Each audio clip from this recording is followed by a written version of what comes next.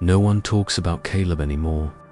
Not because he vanished, but because an ancient ritual replaced him with silence. He used to be just another senior, a name on the roster, a face in the yearbook, until he got the black card. It's your turn. From that moment, reality unraveled. One dream, one memory, one mirror that no longer matched. He stepped into the circle. He spoke the vow. He thought he had a choice. But the door only opens once, and what steps out isn't always the one who stepped in. Now, every year, a new black card appears. Another name is added to the wall. Another student is quietly forgotten. No questions, no search, but if one day you find that card in your locker, if your reflection lags behind your movement, if someone in the hallway calls you by a name you've never said aloud, remember this: not everyone gets to leave. Someone has to stay, and sometimes they take you with them. Part 1. The black cardie didn't think much of it. When I found the black card in my locker, people leave weird stuff all the time: stickers, jokes, notes, folded into eighths and stuffed through the slats. But this one wasn't from someone joking around. There were no initials, no smiley faces, no hashtags, just a hand-drawn symbol that looked like a spiral made of tiny fingers. And beneath it, 2 words in capital letters: "It's your turn." I stared at it for a full minute, trying to place where I'd seen that symbol before. It didn't match any sports logo or student club. It was almost hypnotic, like if you stared too long, it would start to move. I blinked and shoved it in my backpack, not knowing it had just marked the beginning of something I couldn't walk away from. At lunch, I showed it to my friends Zeke, Tasha, and Brandon. Zeke laughed so hard, milk came out his nose. "Dude, you got the card. That means you're officially in." "In what?" I asked, still confused. "The ritual," Tasha said, lowering her voice like it was some forbidden word. "It's an old senior tradition. Everyone talks about it every year, but nobody explains anything. You just know when it's your turn." Brandon nodded. "Yeah, it's been going on forever. My cousin said he got the card when he was a senior.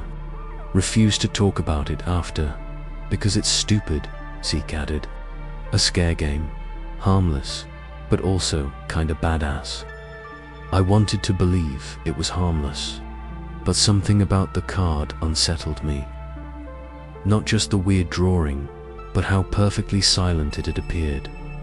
I always lock my locker, and no one had been around when I opened it. The rest of the day passed. Like normal math quiz, football practice, the usual texts from Mum checking if I'd eaten something other than chips. But I kept checking my bag to make sure the card was still there, like it might disappear worse, multiply. That night, I couldn't sleep. I lay on my side, watching the shadows stretch across my ceiling. The street light outside flickered at random, and for a second, I thought I saw the spiral symbol reflected in the glass of my window. Just a smudge. But I sat up, heart thumping. My phone buzzed. A message from a number I didn't recognize. Only 3 words. "Midnight, bleachers, alone, okay." "This is a prank," I muttered. But even as I said it, I was already pulling on a hoodie and jeans. Maybe it was curiosity. Maybe it was the part of me that wanted to belong to something bigger. A tradition, a secret. I didn't tell anyone. I snuck out through the garage, past my sleeping dog, and biked the 5 minutes to school. The football field was empty, the bleachers casting long skeletal shadows over the grass. And the moon was low and orange, like an old lantern barely burning. At first, there was nothing, just silence. Then I saw it. Another card, this one tucked into the metal frame, under the top row of bleachers. I climbed up and pulled it out. Same symbol, but this time the back had instructions. Don't speak, don't run, don't close your eyes. I froze. Behind me, a dry whisper drifted through the air. Welcome. I spun around, but no one was there. Just the field and the night and the wind. Something moved in the shadows below. Slow, deliberate. Not an animal, not a person either. It didn't make noise. It simply shifted like smoke taking shape. I couldn't move. I couldn't scream. Every muscle in my body locked up. I remembered the words, "Don't speak," so I didn't. The thing or presence came closer. I felt it, like a hum under my skin. It circled me, unseen. I swear I could hear it sniffing. Then it was gone, just like that. And a new card lay on the bench beside me. This one was blank, except for a date. October 29th. I didn't pick it up. I left it there, climbed down, and ran back to my bike. I didn't speak to anyone about it, not even Zeke. But the next morning, Brandon didn't show up to school, and no one could find him. In his locker, taped to the back wall, was the same spiral symbol, and underneath it, scribbled in shaky handwriting, "It's your turn." Part 2. The circle beneath the stairs. When Caleb stepped onto the last concrete stair, the air changed. It was stupid, really. Just a staircase in the east wing, half rusted, mostly forgotten, leading down into what used to be a storage level. Supposedly sealed since the 90s, but as he pushed through the dented metal door at the bottom, that damp, earthy smell hit him like a wave. Not just mold and dust, something older, like paper ashes or dead flowers. The corridor was dimly lit by one flickering bulb, casting jerky shadows on exposed pipes and walls that once held lockers, now removed. Caleb heard soft voices echoing from somewhere deeper. He wasn't alone. He followed the murmurs until he reached another door. This one would painted over so many times, its knob had nearly disappeared into the frame. Someone had drawn a symbol on it in chalk, a looped spiral with tiny hash marks, just like the one on the black card. The door opened before he touched it. Inside, 6 other seniors stood in a half circle around something on the ground. Amber. The yearbook editor gave him a slight nod. Gabe, who never talked in class but always lingered too long in the halls, motioned for him to enter. No one spoke. No one smiled. At the center of the room, lit by 4 tea candles, was a large circle drawn in white chalk. It was intricate, too intricate. Symbols Caleb didn't recognize, looped into patterns, curling and folding in on themselves. He stepped inside and joined the others. Someone whispered, "Sit." He obeyed. No one told him what to do. No one needed to. Amber took a small notebook from her backpack and began to read. "Let this binding hold. Let the watchers wake. Let the pact continue. We are the voice. We are the hand. We are the bridge." Each line, the group repeated in unison. Caleb hesitated, his mouth dry. "Let this binding hold, ... They chanted, their voices grew louder. Not aggressive, rhythmic, almost trance-like. Caleb felt a strange vibration beneath the floor, as though the building itself hummed. "We are the bridge," then silence. The candles went out. The room plunged into blackness. Caleb felt a hand brush against his. He turned, but no one was close enough. He could hear the others breathing, measured, calm. But there was something else. A second breathing. Lower, slower. From beneath, the silence stretched. The darkness didn't feel empty. It felt crowded. Then Gabe lit his phone flashlight. Everyone looked normal, except the chalk circle was gone. The floor, where it had been, was now completely clean, not smeared, not scuffed, just gone. Amber stood. You felt it, didn't you? Caleb nodded, unsure why. Then it took. You're part of it now. Part of what? He didn't ask. He didn't need. As they filed out, Caleb glanced back one last time.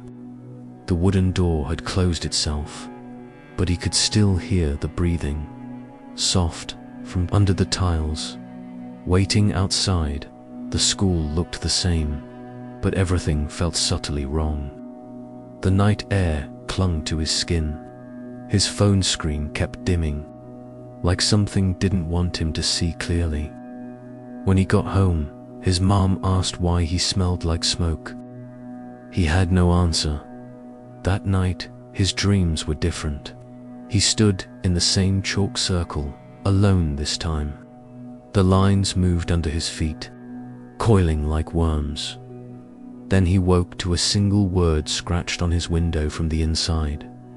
Again, he didn't scream, but he didn't sleep again either. He didn't tell his friends, because deep down, he understood the real rule of the ritual. If you talk about it, sure, next. Part 3, The Nameless Watcher, the first time Caleb saw him. He thought it was just a faculty member he hadn't met. A man in an old school uniform, standing perfectly still across the courtyard, staring at him like Caleb owed him something. The guy didn't blink, didn't move, just stared. Then Caleb looked away for a second, and when he turned back, the man was gone. At first, he told himself it was nerves. Ever since the ritual under the stairs, Caleb had felt strange, like the air was heavier, like silence followed him more than it used to. And now, this shadowy figures appearing at the edge of his vision, vanishing when confronted. The real trouble started on Tuesday morning. Caleb walked into homeroom late. His heart skipped a beat when he saw the man again, this time outside the window, standing near the track field. Same grayish uniform, same narrow tie, same posture, stiff like a wax figure. Did any of you see that guy out there? Caleb asked as he slipped into his seat. Jenna, the girl behind him, looked confused. Who? That dude by the track, in that weird old school outfit. She peered out the window. There's no one there. Mr. Alcott called for silence and Caleb shut up, but he couldn't help checking the window again. The man was gone. That night, Caleb dug through his dad's old boxers in the garage. His father had gone to the same high school back in the 60s. There had to be something, a yearbook, a class photo, anything. He found one, West Hill High, class of 1963. Flipping through the brittle pages, the images felt hauntingly still. Everyone dressed sharp, neat haircuts, big smiles. Caleb scanned each photo, looking for a familiar face, page after page, until there, bottom right corner of the junior varsity football team, a pale face, gaunt and long, eyes staring straight into the lens. A grayish uniform, not a jersey, not a coach, just ... standing among the players. He looked exactly the same as the man Caleb had seen. No label under the photo. No name, just a blank space. That night, Caleb dreamed of the man, standing at the foot of his bed, unmoving, silent. The next day, things got weirder. He saw him during lunch, across the cafeteria.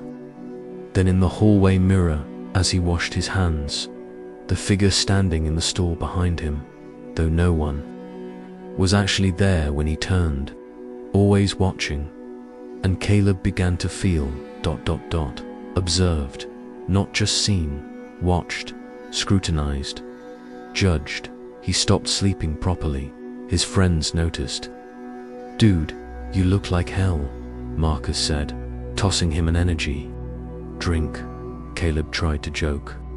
"Been busy being haunted, thanks." But Marcus didn't laugh. Later that afternoon, Jenna approached him outside the library. "You really haven't been the same," she said. "Is this about the ritual?" Caleb hesitated, then nodded. "I think something's following me. Someone." She leaned in. "You're not the only one, but you're seeing him already. That's early." That word again, early. Caleb frowned. "What do you mean already?" She didn't answer, just walked away. That night, Caleb returned to the yearbook. This time, he looked through every group photo, cheer squad, mathletes, theater club. And again, always in the background, that same face, same outfit.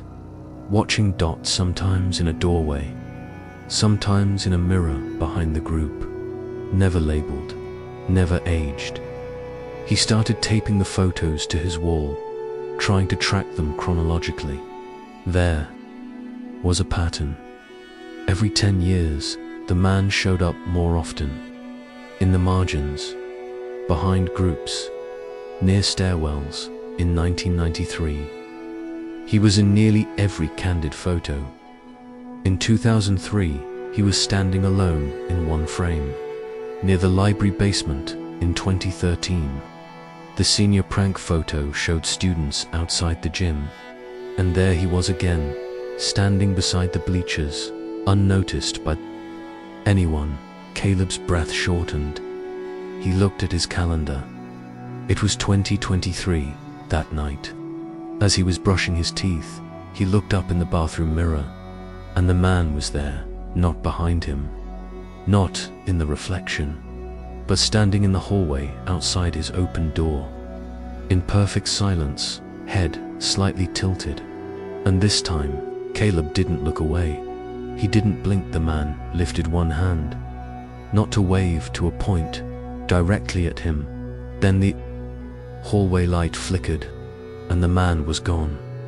But the door, which had been half open, was now shut, locked from the inside. And Caleb was alone, or so he hoped. Part 4. Dreams that aren't mine. I woke up with dirt under my fingernails.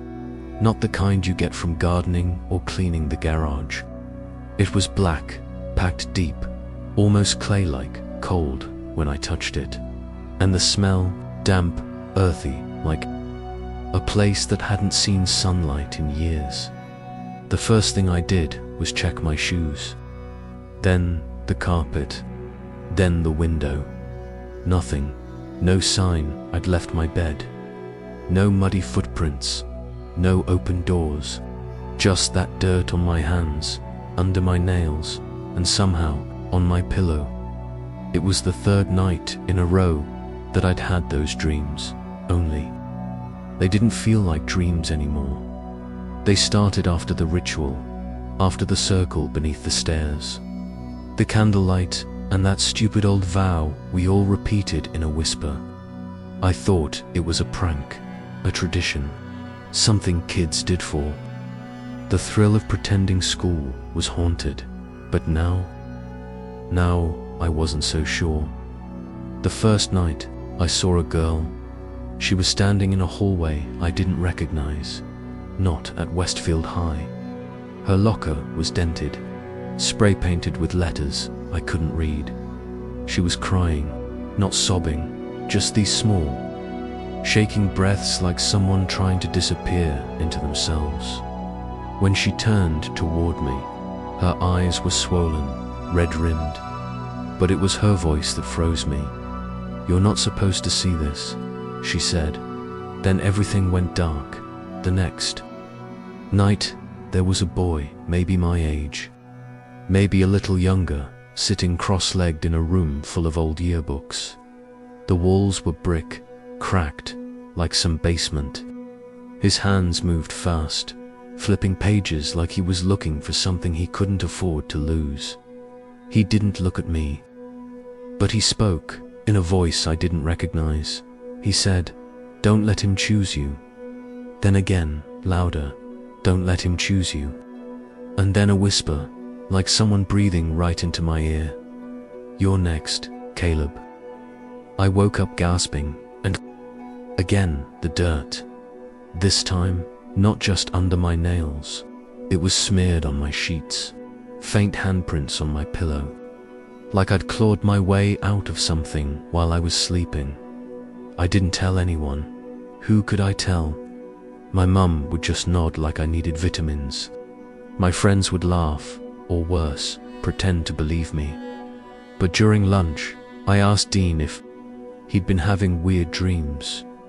He paused, just for a second too long, before shaking his head. "Like what?"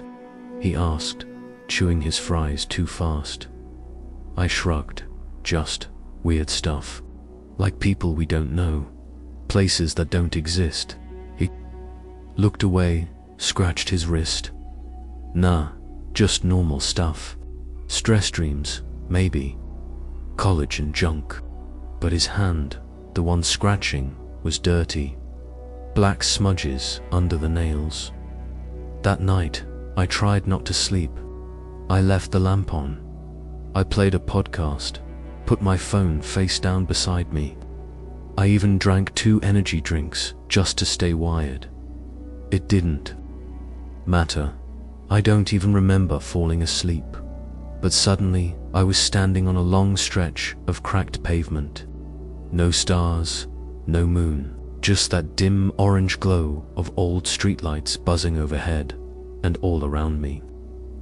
Lockers, hundreds of them, lined up like some strange outdoor hallway.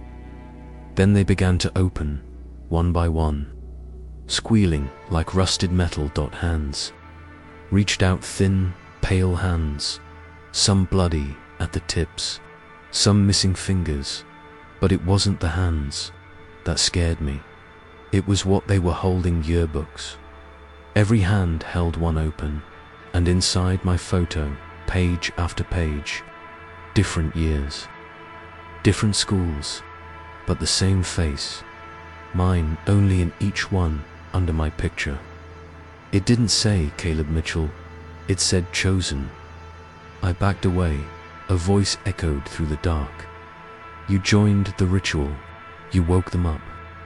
Now one of them gets to walk out, and one of you stays behind." I tried to scream, and woke up biting my tongue, the copper taste of blood in my mouth.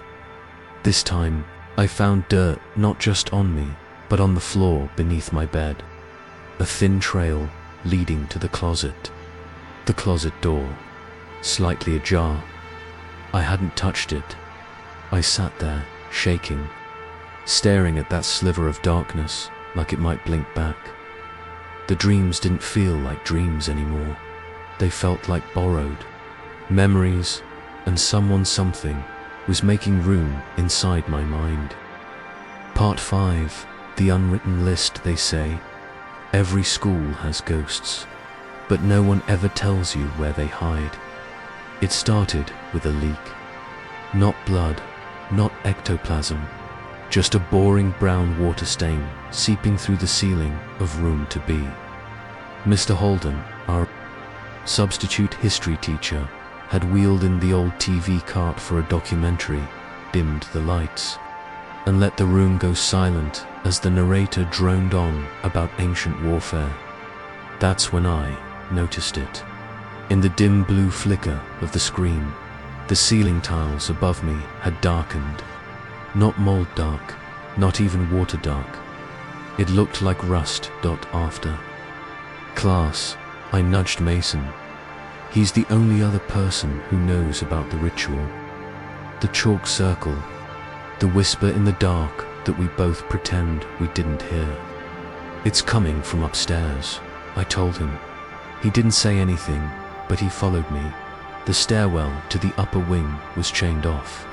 A peeling sign read, "Maintenance." ONLY. But the chain wasn't locked. We stepped over it and climbed slowly. Every stair creaked as if protesting our weight. The third floor hadn't been used in years. It smelled like forgotten exams, mildewed posters, and a hint of bleach. Room 3F had the same layout as to B, directly above it.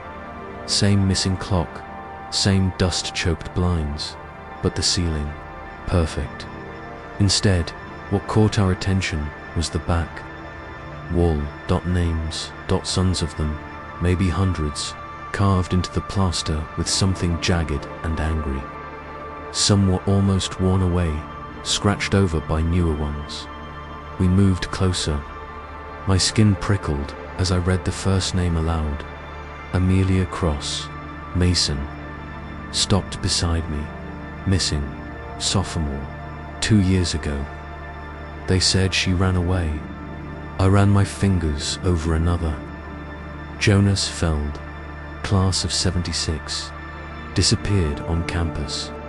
There were more Tyra Elkins, Marcus Dent, Shakluchi students I'd heard of in whispers or on ancient missing posters buried in filing cabinets. And then, at the very bottom of the wall, in fresh lines that hadn't yet collected dust, was a name I knew too well. Caleb Morgan. My name, carved in shallow, trembling strokes. The letters looked rushed, like someone had been glancing over their shoulder the entire time. "You didn't do this?" Mason asked. "Do I look like I carry rusted nails around for fun?" We stood there, letting the silence swell like a held breath. Then Mason pointed to the far corner, where the name trail didn't end. BUT twisted dot. The names began slanting downward, as if the wall itself had slouched, and below that, blank space, a patch of wall untouched, too untouched, as if waiting. "There are more names," Mason whispered. "Names not written yet." I turned to leave. Something was wrong with the air. It felt thick, electric, like the moment before a lightning strike. But as I stepped toward the door, it slammed shut hard. We both jumped. Mason reached for the knob, turned it. Nothing. Locked. From the outside, "Someone knows we're in here," he said. "Or something," I replied, before I could stop myself. That's when the scratching began. Not loud, subtle, like a dog pawing softly at the other side of the wall. Then it moved, around the room. "Circling, it's behind the wall," I said. Mason backed up until he hit a desk. "This is a joke, right? A senior prank." But no one else knew we were here, and the room had no windows. The lights above buzzed louder, then blinked. Just once. Enough to throw long shadows across the names. "We shouldn't have joined the ritual," I muttered. "We didn't join. We were chosen." The words didn't feel like his. They sounded ... older. When the door finally creaked open by itself, we didn't speak. We just left, quick, but not running. You don't run from things that follow. You walk, and you hope they don't. In the hallway, the air felt normal again. But room 3F behind us stayed silent. We haven't told anyone, but the next day, the leak in room 2B was gone. The ceiling tile replaced, like it had never happened. Except I noticed something under my desk. A nail, old, bent, still wet with something dark. I picked it up and turned it in my hand. There, pressed faintly into my palm, were letters, CM. The wall still has room. Part 6. The night of the pact. The air in my room felt different the night before graduation, heavier, like something was pressing down on the ceiling, just waiting for me to fall asleep. But sleep never came. At exactly 11:11 p.m., My phone buzzed once with a single text from an unknown number. Come to the auditorium. Alone, no punctuation, no name, just those 4 words. I should have ignored it. I told myself it was probably a prank or some senior tradition I hadn't been told about. But something inside me knew it wasn't optional. I grabbed my hoodie, slipped out the side door of the dorm, and walked across campus. The grass felt cold even through my shoes, and the fog seemed to creep up from the ground itself, not from the air. When I reached the auditorium, every light in the building was off except one, a dim, yellow glow from the stage, leaking out between the crack in the double doors. I pushed them open. Silence. Rows of empty seats stared at me like open mouths. The light on stage flickered like a dying candle. I stepped forward, letting the door slowly shut behind me, and the moment it clicked, the auditorium swallowed me whole. The warmth vanished. It was cold, the kind that bites at your bones and burrows in. And I wasn't alone. At the center of the stage was a circle, not drawn, not chalked, burned. A ring of scorched wood had been carved deep into the floor, still faintly steaming. Candles stood in precise intervals around it, each flame trembling like it was afraid. I approached slowly, breath visible in the air now. That's when I saw them. Shadows, not moving, but watching. They stood just beyond the reach of the stage light. Human-shaped, but too still, too quiet. I squinted, trying to recognize any faces. One looked like Riley, another, maybe Jordan, but none of them stepped forward. Not even when I whispered, "What is this?" A voice answered from the dark behind me. Not loud, not angry, just cold. "You already agreed." I turned, fast no one, but then a hand on my shoulder. I gasped. It was ice. It gripped tighter, not pulling, but anchoring. "The pact is binding," the voice said again. "You spoke the words. You joined the circle." My throat dried instantly. I remembered that night, the bonfire, the chant, the shared cut across the palm. I thought it was theater, some creepy bonding thing, but I looked down. The burned circle now glowed red underneath my feet, and my name was written in it, not scratched, not carved, written in light. I stepped back, stumbling off the stage, but the auditorium didn't let me go. The doors slammed shut. The stage darkened. The shadows moved. All around me, whispers rose like steam. He must stay. One always stays. The pact must hold. I backed into the seats, nearly falling into the front row. My phone buzzed again.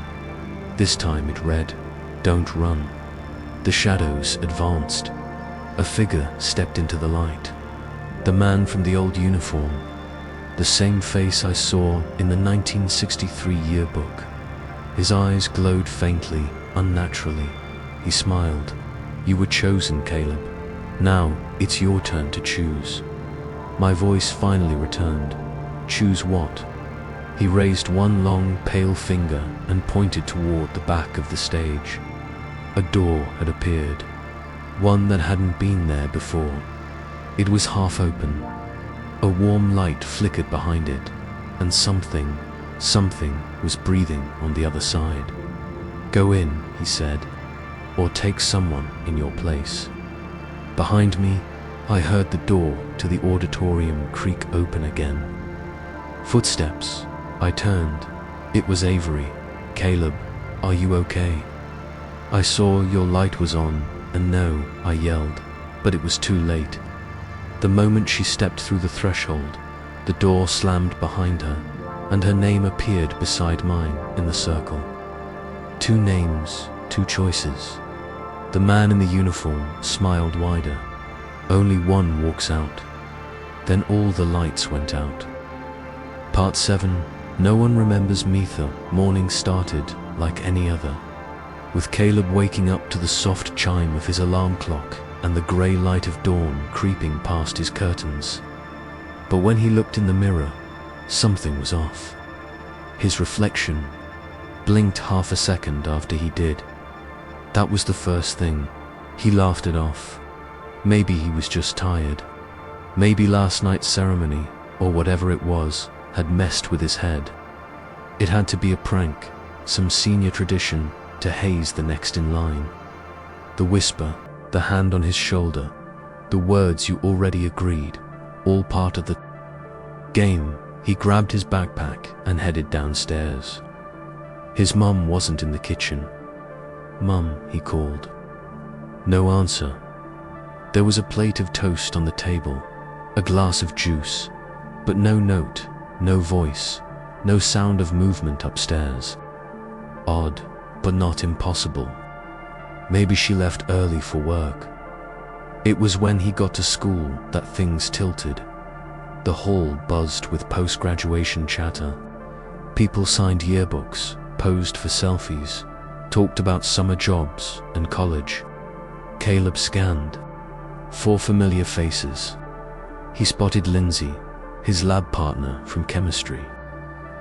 "Hey, Linz," he said, catching up to her. "You ready for Mr. Copeland's last lecture?" She turned, her eyes passing over him like he wasn't there. She gave a polite smile and nodded, like one would to a stranger asking for directions. "Sorry. Do I know you?" He blinked. "It's Caleb. Caleb Maris." She laughed awkwardly. Nope. Don't think so. Are you new?" He stood frozen as she walked away. He tried others. Andrew from soccer shrugged and said he must be confusing him with someone else.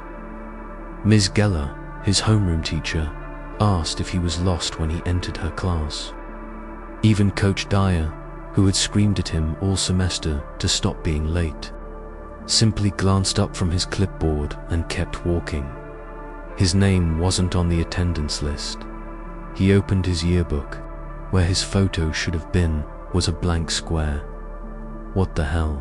By lunch, panic had fully sunk its teeth into him.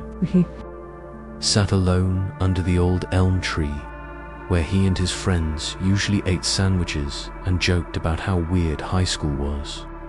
Today, it was just him. He pulled out his phone, scrolled through his contacts. All the names were there. Ben, Sasha, Jordan. He clicked Sasha's. The phone rang. "Hello, Sasha, it's me, Caleb. Can we talk? Something's wrong." "Who is this?" His heart cracked a little. "It's not funny, Sasha. Please, just meet me at the bleachers. 5 minutes, please." Silence. Then a click. He stared at the screen, watching the call end. The bell rang, but he didn't move. The weight pressing on his chest was too heavy. The world was still spinning, but it felt like he'd been shoved off its edge. That night, he searched his house for anything: photos, documents, journals, proof, family pictures. His face was blurred in every one. Report cards, Caleb Maris, didn't exist. His driver's license was missing from his wallet. The school ID he carried since freshman year had been replaced with a blank card. He ran to his mum's room. Her closet was there, her scent, but her calendar had someone else's name scrawled on today's date: dinner with Marla. He was not Marla. His hands trembled as he sat on her bed. Something cold pressed against his thigh. He reached into his pocket. A small, rusted nail. He hadn't put it there. His breath hitched. The carvings, the names, the circle, the whisper. You already agreed. Had that been a choice? Or a contract? He grabbed a marker from the desk drawer and ran to the bathroom mirror. He scrawled across the glass: "I exist, I exist, I exist." His reflection copied him a split second too late. then it smiled. Part 8. The door in the storage room. I never paid attention to the storage room behind the auditorium. Not until that morning. It wasn't anything special. Just a dented metal door behind a stack of folding chairs. It didn't even have a knob, a slot where one used to be. A place maintenance probably forgot. But when I walked by it after first period, it was open. Just barely, enough for a breeze to leak out. A cold one. I pushed it. It didn't budge. I glanced behind Minnow One in the hallway. Just the hum of old lights. That was the morning after no one remembered my name. I spent the rest of the day haunted by that gap in the door. So, during 7th period, I lied to my chemistry teacher and faked a stomach cramp. Got a nurse pass. Waited until the hallway cleared. Then I went back. This time, I brought a screwdriver and a flashlight. And more guts than sense. The metal groaned when I slipped the edge of the screwdriver into the rusted slot and pried. I half expected an alarm to blare. Nothing, just the long sigh of stale air rushing out. Inside, it smelled like mold and dust and something older. I clicked the flashlight. The room wasn't a room, it was a stairwell. Narrow, concrete steps descended into the dark. A handrail on one side, cracked, stained, and carved into the metal every few feet was a name. No dates, no explanations, just names. Some I recognized. A few had been on the carved list in that other classroom. A few more were on the missing persons bulletin still hanging in the front office. My name was the last one. I swallowed and stepped down. The air grew colder. Not like the kind of cold you feel in basements. This was dry, brittle cold. Like it had been waiting. At the bottom was another door. Wooden, splintered, with a lock that had long since rusted off. I pushed it open with a creak. Beyond it lay a room lit only by my flashlight. Low ceiling, shelves against every wall, filled with boxes wrapped in black cloth and labeled with dates. Ritual objects I recognized from the circle meetings, candles, stones, jars of dried herbs, but others were stranger. Bones, photographs. I stepped closer. One photo stopped me cold. It was of Michael Trent, smiling, his old varsity jacket. A circle faintly drawn round his feet. The next was Ava, and another of Ben, students who had vanished in years past, all of them framed by circles. There were notes scribbled on yellowed paper, fastened to each photo with pins, old handwriting. Descriptions of rituals, the same phrases repeated again and again. The circle must be closed. One must be chosen. Memory is the price. I turned to the center of the room, a pedestal. On it sat a book. It was leather-bound, worn soft at the edges, like it had been held many times. I opened it slowly. Handwritten pages, dozens of them, all records of the rituals, years, names, outcomes. My hands trembled, because near the end there was an entry. Caleb M. June 3rd, 1979. My name, spelled exactly as I spelled it. Same middle initial. The ink was faded but unmistakable. I backed away. The room suddenly felt smaller, thicker. Then the flashlight flickered. I tapped it. It dimmed again, and in that moment, I swore I heard it. A whisper, "You came back." I froze, turned. The door was still open, but the shadows had shifted, grown longer. I ran, up the stairs 2 at a time, past the carved names. The air felt tighter, like something was chasing. When I reached the top, the door slammed shut behind. I was alone in the hallway again. But the silence was heavier, and I knew then, ... That room wasn't forgotten, it was hidden. Part 9, Memories that aren't mine. I walked into my kitchen and froze. My hand, without thinking, reached for the light switch, except the switch wasn't there. It was to the left, not the right, and the wallpaper was blue, not yellow. My mum never liked blue ... except ... I remembered helping her pick it out, laughing about the terrible shade of yellow. That memory was clear, vivid, and real. So was the memory of standing in this same kitchen 10 years earlier, listening to a war broadcast on the radio. A war that ended in 1944. My name is Caleb Morrow. I graduated yesterday. At least, I think. I did something snapped in me after I opened that door in the storage room. I don't know what I expected to find. Maybe some dusty supplies or forgotten janitorial equipment. Not ritual circles carved into concrete. Not Polaroids of students who were never listed in our yearbooks. Not a ritual scroll signed with my name and dated decades before I was born. Since that night, things have been ... fractured. Not just reality.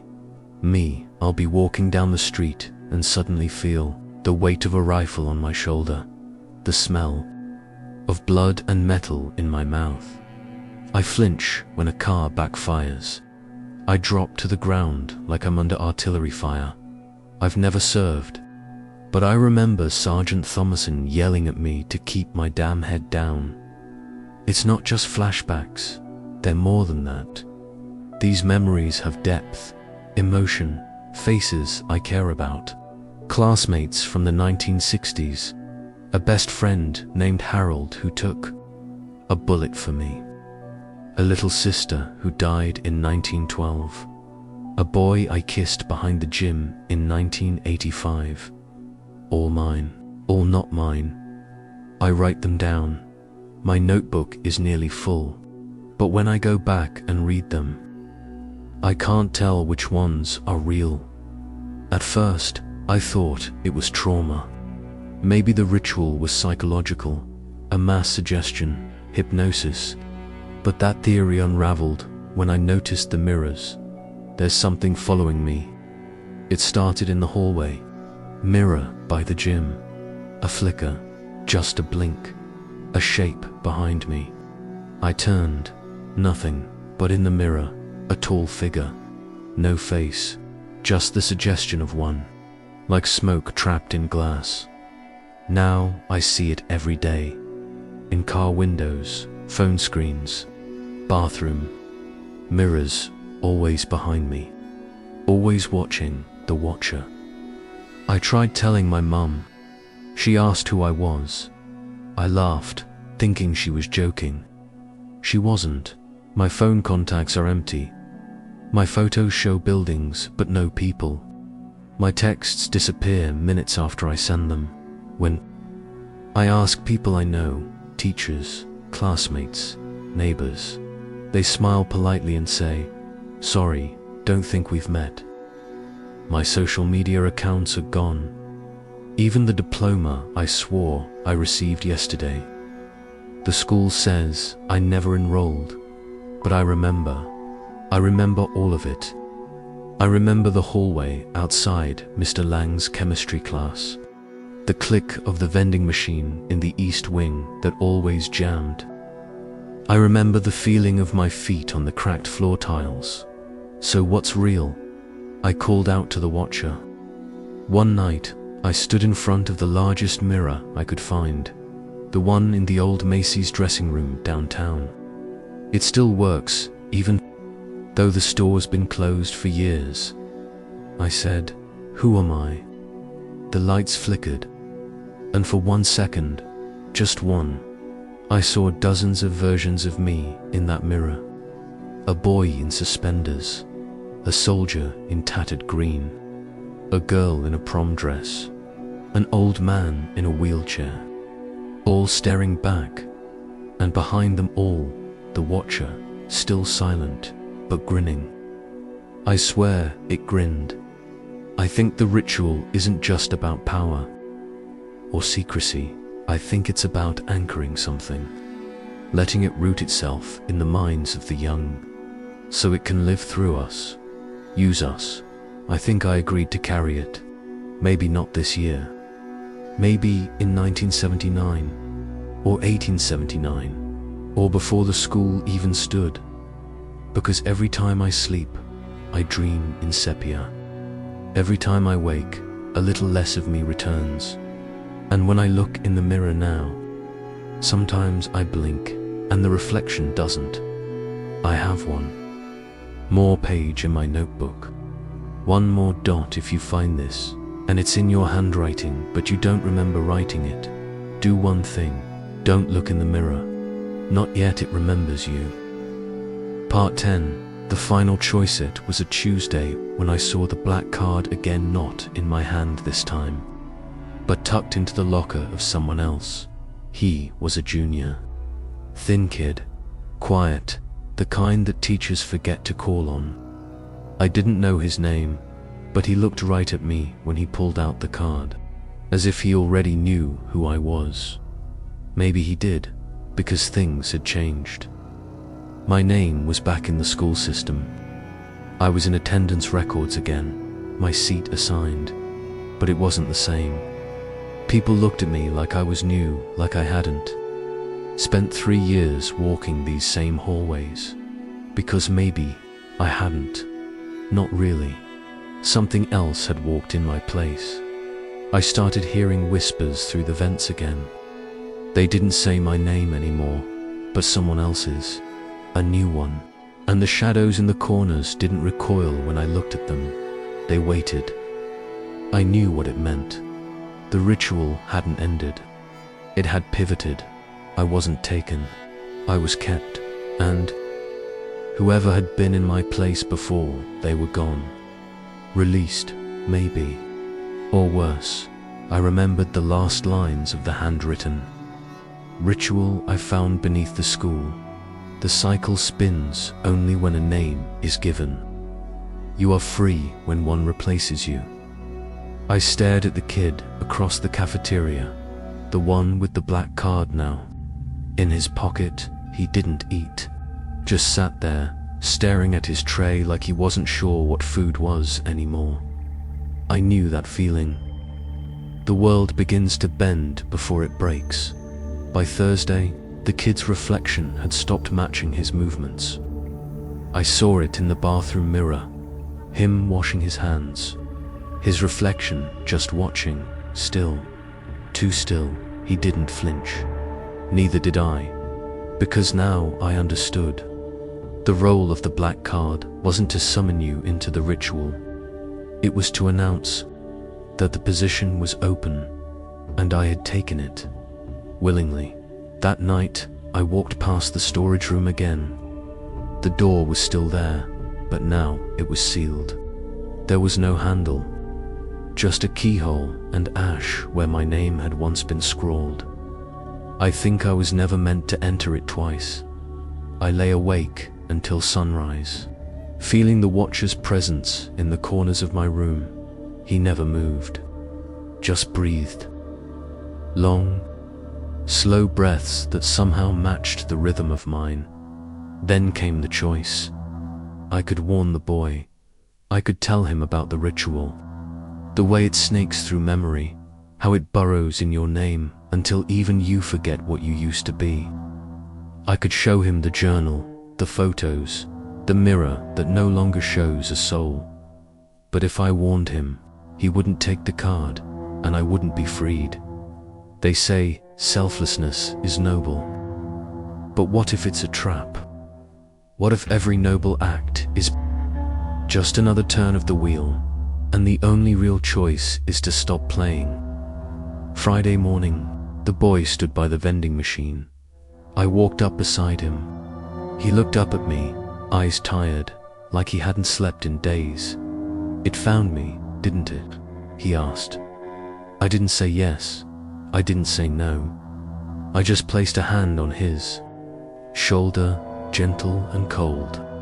Some doors open whether you knock or not, I said, but not every door should be walked through. Then I walked away. I don't know if that counts as a warning. I just know that I still see the watcher in every mirror. I pass, and sometimes I think he's smiling, but not at me, at whoever's next. Hello everyone, I'm Ceoz Stories. Thank you for staying with me until the very last moment. If that story gave you chills, made you jump, or simply kept your eyes glued to the screen, don't hesitate to hit the like button to support the channel. Share this video with friends who enjoy these sensations too, and don't forget to leave a comment with your thoughts, or even share strange things you've personally experienced, because I'd love to immerse myself in your stories as well. If you're eager to keep exploring untold mysteries, shadows that remain nameless, then subscribe to the channel and turn on the notification bell. A new door will open every day. Are you ready for the next story?